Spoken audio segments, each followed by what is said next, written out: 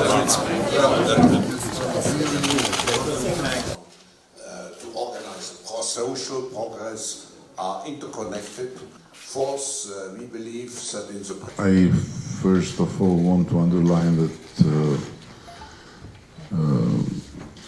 based on my memory of this initiative, this was absolutely the most fascinating and the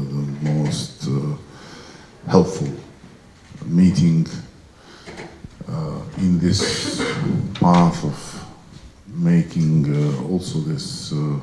forum growing, and thank you for also giving us the opportunity to be part of an audience with key people from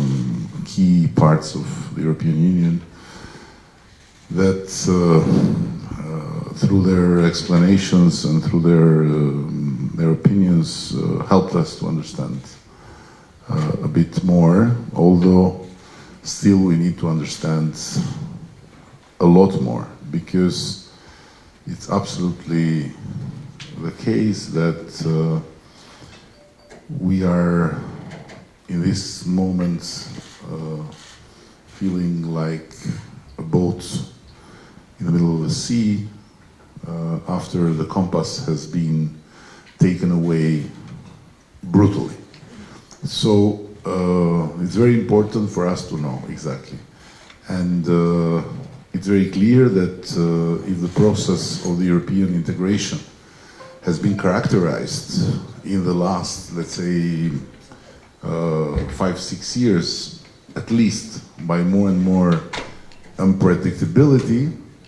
what happened in October made it absolutely unpredictable.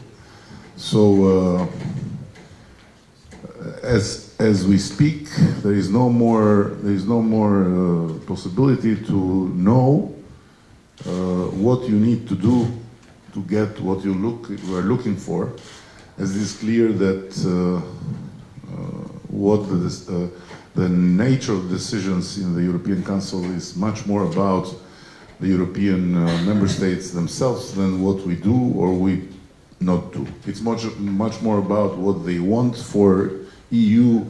to be or not to be than for what they want from us to do or not to do. And of course we are not countries that are ready to become members, and that's why if the game of merit-based is transformed in blaming any time that there is a lack of capacity to make a consensual decision, this is really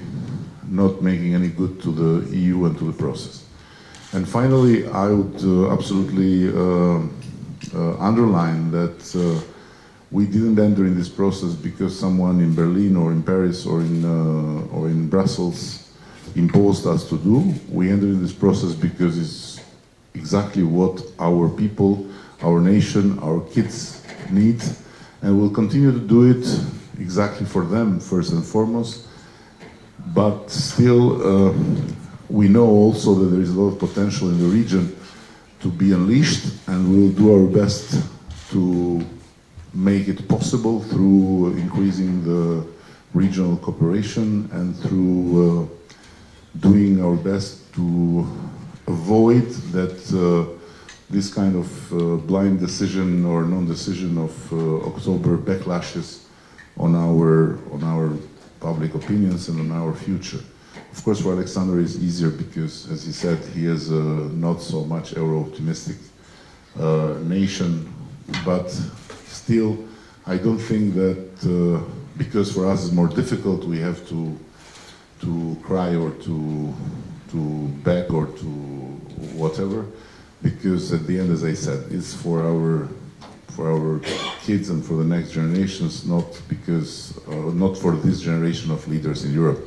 And last but not least, I think it's also absolutely key to say this. The European Union needs the Western Balkans or the Southeast Europe as much as the Southeast Europe needs the European Union. Who doesn't understand it doesn't understand a lot about the stakes and about the challenges of the today and of the future.